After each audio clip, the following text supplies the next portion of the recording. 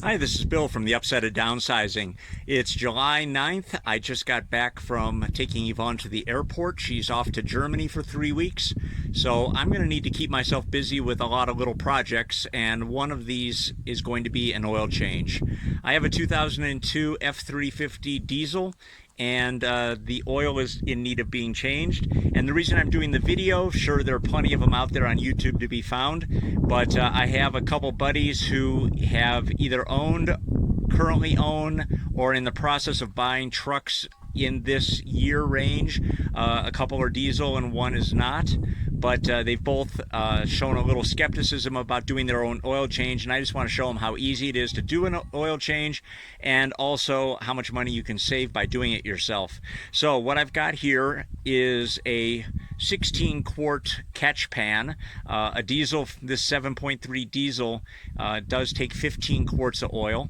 So I've got that. I've got a 1995 model number, 1995 Motorcraft filter that I picked up at O'Reilly's on the way home today from the airport, and I am a proponent of the Motorcraft oil filters. And if you look at it closely, what I do is I take a Sharpie and I put down the date and the current miles before I switch out the oil filter. That way I can see at a glance when the last oil change was done. I don't have those fancy stickers to put on the inside of your windshield. So I've got a rag, a piece of tubing, which you'll see how that comes into play in just a few minutes when I get underneath the truck. And I've got 16 quarts of Shell T4 Rotella diesel fuel, or pardon me, diesel oil, and this is a 1540. I also have a hammer and a screwdriver, and what you see right here is a rare earth magnet that I attach to the oil filter once it's in place, and that is another place where oil shavings, or pardon me, metal shavings traveling through the oil system can collect on the oil filter instead of running continuously and being cycled through the motor. So I think that is about it. With that, okay, I've already warmed up the truck, and with that I'm going to get underneath and show you how to change the oil on an F-350 diesel. What I will do is open up the hood, and I am going to take the oil fill cap off so that the oil drains a little bit better.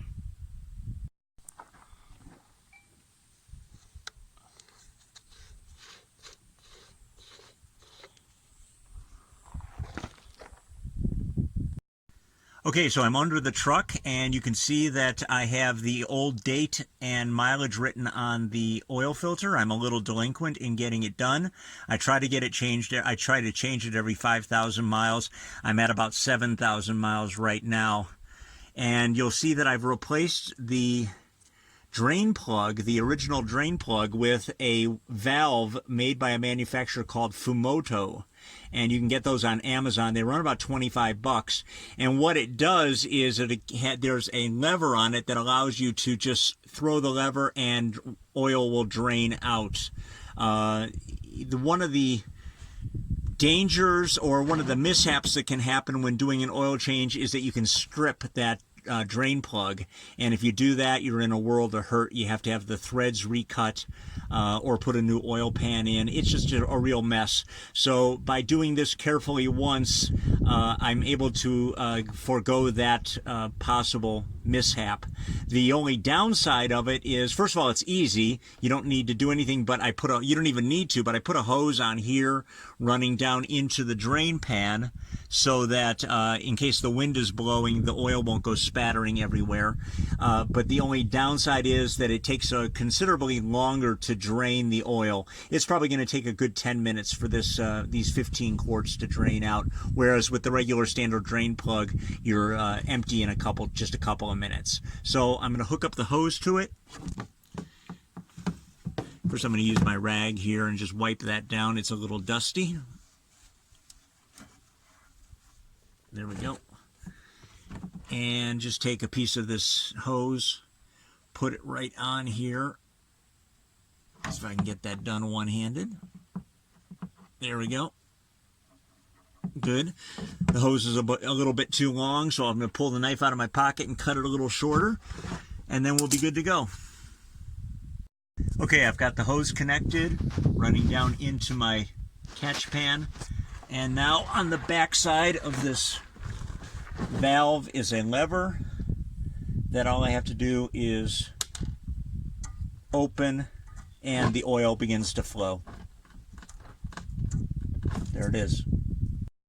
Okay, one little tip is to hold on to the box that your oil filter came in.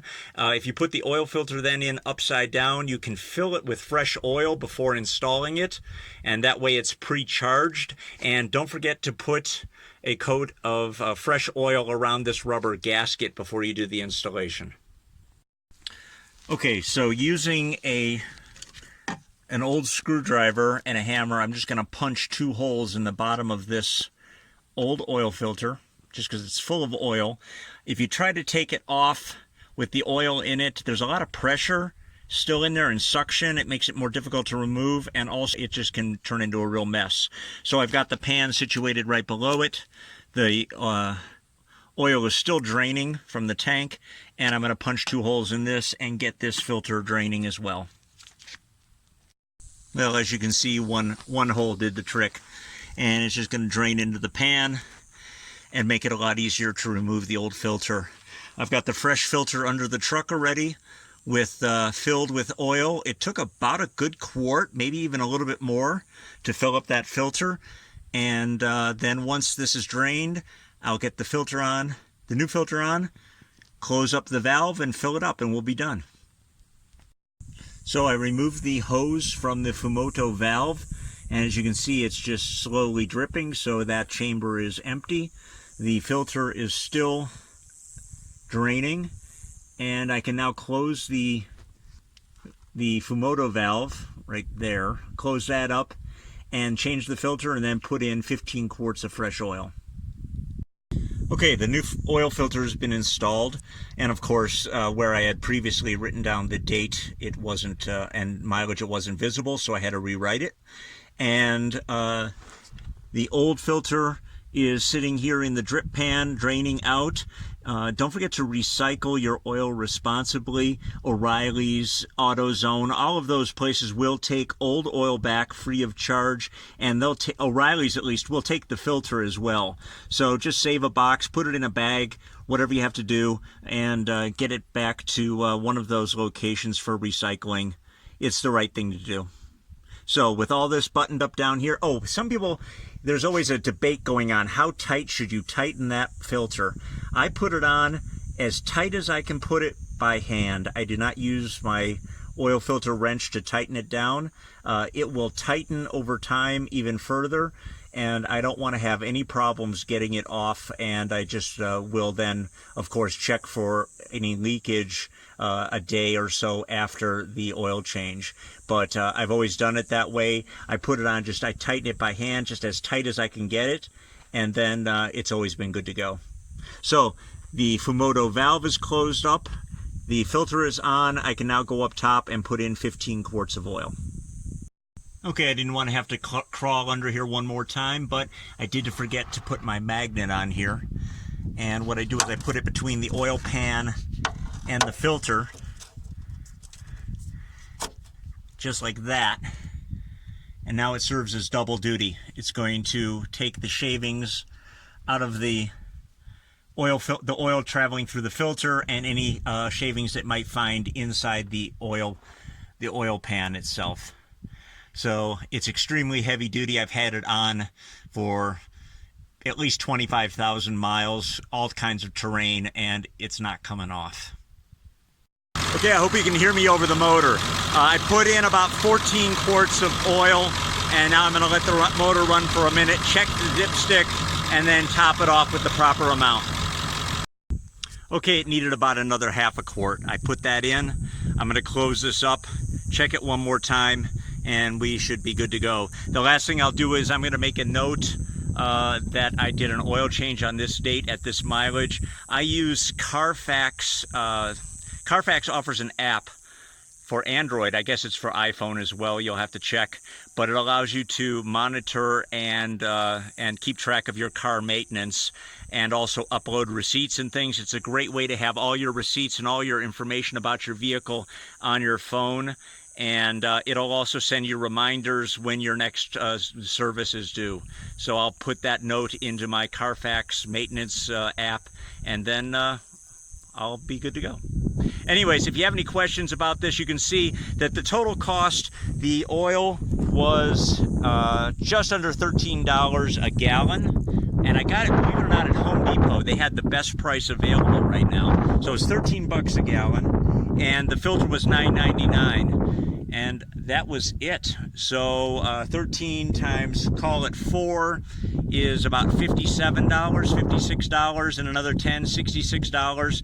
And for a 15-quart oil change on a diesel truck, I'm sure it would run you over 120 bucks. I'm not sure of that, but I can pretty much say that with confidence. Anyways, if you have any questions about how this is done or anything else about what's going on here at Upside of Downsizing, let us know in the comment box below. We appreciate your support, and we'll see you in the next video.